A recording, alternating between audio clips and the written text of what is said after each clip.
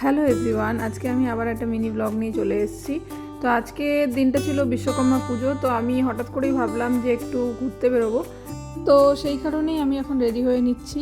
তো mainly plan ছিল যে একটু ঠাকুর দেখতে যাব। তো আমাদের এখানে স্টেট গ্যারেজ আর পাবলিক বাস স্ট্যান্ডের ওখানে খুব সুন্দর করে পুজো হয়। তো সেটাই দেখতে যাওয়ার জন্য তৈরি হয়ে নিচ্ছিলাম। সত্যি বলতে বিশ্বকর্মা পুজোটা আসলেই শুরু হয়ে যায় দুর্গাপুজোর কাউন্টডাউন। তো কোথাও না কোথাও দুর্গাপুজোর জন্য আস্তে আস্তে আমরা প্রিপেয়ার হতে থাকি যে আর হাতে গোনা কিছু দিন মা আসছে। শত খারাপের মাঝেও এই সময়টা কেন জানি না একটা আলাদা অনুভূতি হয়।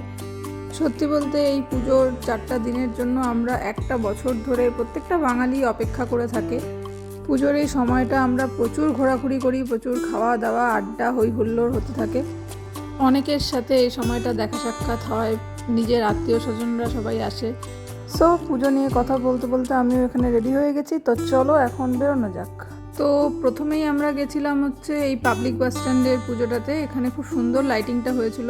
তো দেন এখান থেকে আরেকটু গিয়ে আমরা স্টেট গ্যারেজের পুজোটার ওখানে চলে যাই। ওখানেও ঠাকুরটা খুব সুন্দর হয়েছিল। আমরা যদিও খুব একটা ভেতরে গিয়ে ভিডিও করতে পারিনি, তো প্রচুর ভিড় থাকার কারণে আমরা তাড়াতাড়ি করে সেখান থেকে বেরিয়ে আসি।